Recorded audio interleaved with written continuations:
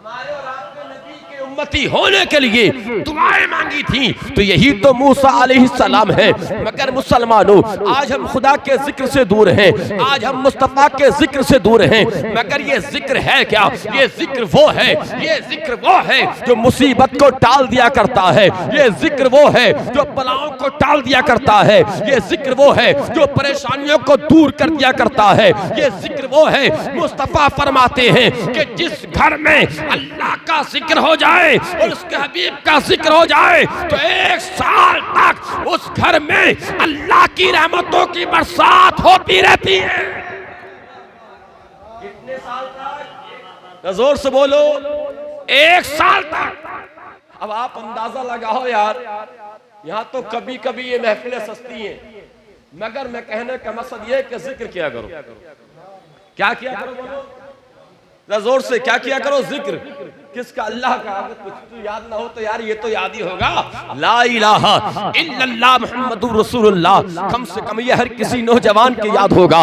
इसलिए मुसलमानों, अल्लाह का जिक्र किया करो, अल्लाह का जिक्र किया करो और हर वक्त अल्लाह का शुक्र अदा किया करो। ये अल्लाह का शुक्र अदा करने ही के लिए इस महफिल को सजाया गया। इसलिए कि आखिरकार बेटे की शादी हुई। शादी क्या है? निकाह क्या है? ये निकाह मेरे सरकार की सुन्नत है। क्या है? बोलो, सुन्नत। हुन्ना लिबासुल लकुम अंतुम लिबासुल लहुन।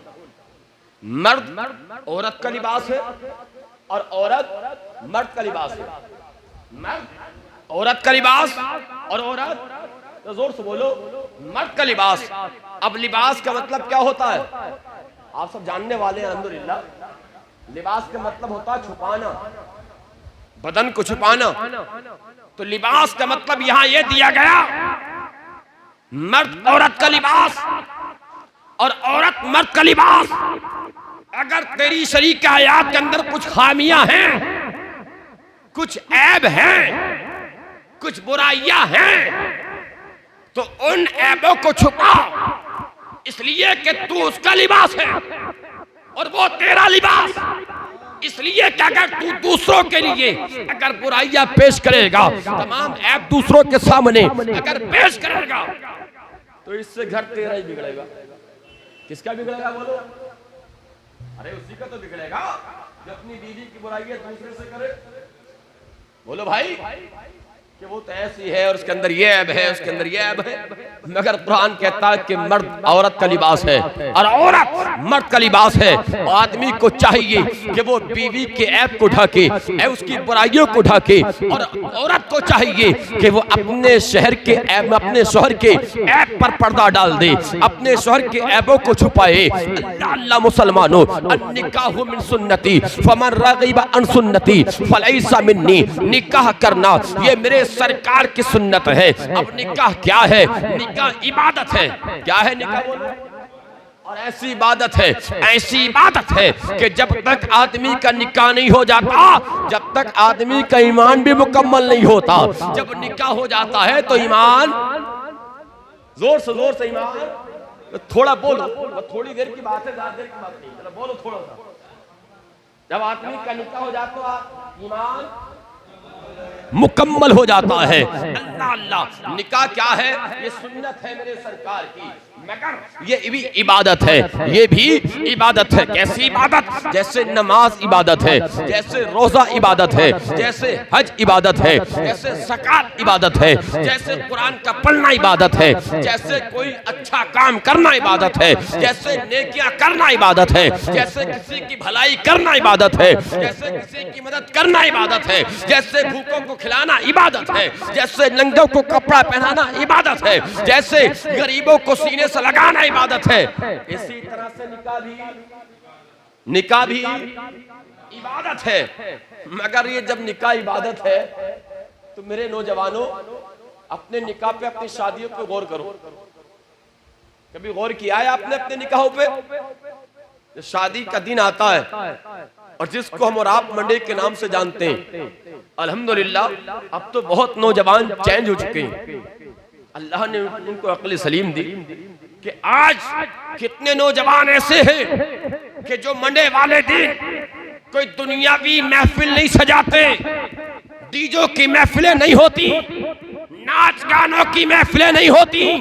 आज कितने नौजवानों की सोच बदल चुकी है, फिक्र बदल चुकी है, ख्यालात बदल चुका है, तसव्वुरात बदल चुका है। आज शादी का मौका आता है तो आखिरकार कुछ दोस्त भी होते हैं, क्या यार कहाँ जलसा करेगा नबी का, कहाँ जिक्र करेगा नबी का, कहाँ जिक्र कराएगा खुदा का। यार ये दिन रोज रोज नहीं आते, चल डीजे खिलाएंगे, वहाँ नाच गाने करेंगे, मस्तियाँ करेंगे, खुशियाँ मनाएंगे। मगर नौजवानों, अल्लाह ने अक्ले सलीम दी है और ये दिन दिखाया है। अगर तेरा दोस्त तुझसे ये सवाल करे ना कि डीजे के पैसे भी मैं दे दूंगा, तुझसे पैसा नहीं मांगूंगा, हम इकट्ठा कर लेंगे। मगर नौजवानों मैं कहता हूँ कि आखिरकार अगर आपके दोस्त कहें और अगर आपसे खफा हो जाए तो खफा होने दो, नाराज हो जाए नाराज होने दो, शरीक होते हैं तो होने दो, अगर शरीक नहीं होते तो मत होने दो। मगर एक ऐलान कर दो, ए दोस्तों तुम ये कह रहे हो कि दिन कभी कभी नहीं कभी कभी आता है, ये जिंदगी में एक बार आता है, ये खुशी एक बार आती है। दिल खोल के खुशी मनाने दे, दिल खोल के नाचने दे, दिल खोल के खुशियां मनाने दे। तो उससे हाथ खड़ा करके कह दो कि आखिरकार ये दिन कभी नहीं आता। अगर ये दिन दिखाने वाला है तो कोई दुनियादार नहीं, जिसने मुझे पैदा किया है उसे परवरदिगार ने ये दिन दिखाया है। किसने दिखाया है ये दिन? जोर से बोलो, परवरदिगार ने। अरे यार अगर वो चाहता तो तुम्हें बचपने में मिल सकता था। बोलो भाई, तुम्हें चाहता तो अगर माँ के पेट में ले लेता वो। बोलो, अगर वो चाहता तो माँ के पेट से जैसे आप बाहर आए थे तब भी ले सकता था आपको। आप जवानी की दहलीज पे कदम आपने रखा तब भी आपको ले सकता था। मगर अल्लाह ने ये दिन दिखाया आपको।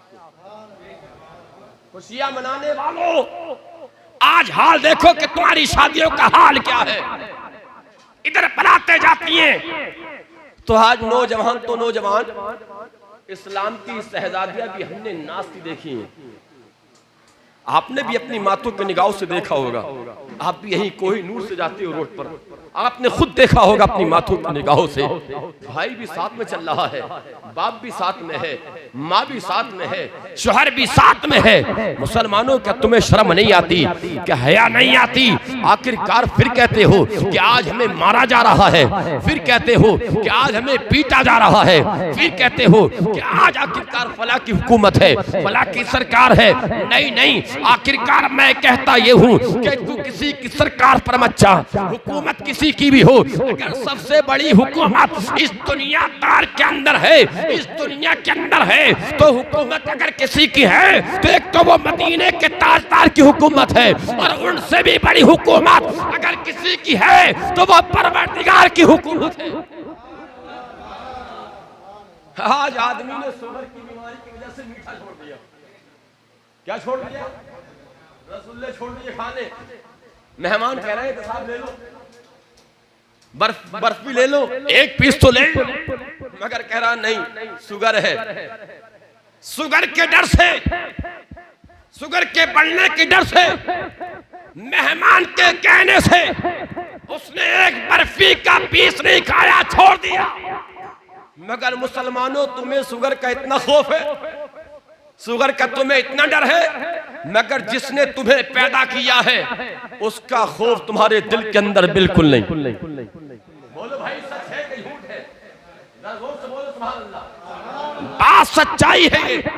शुगर के डर से आपने मीठा छोड़ दिया, मगर कभी अल्लाह के खौफ से आपने कभी गुनाहों को छोड़ा है?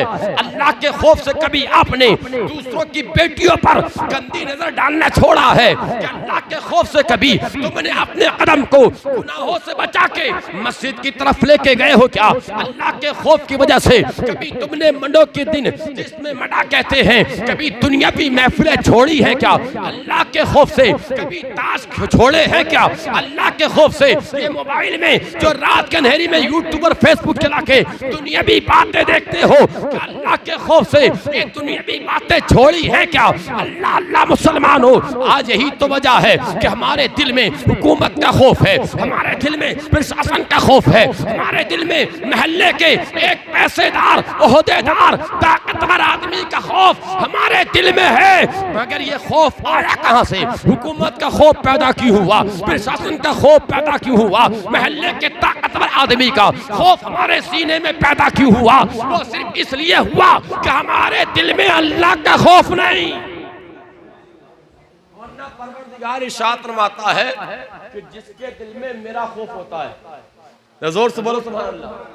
कौन कह रहा है? परवरदिगार।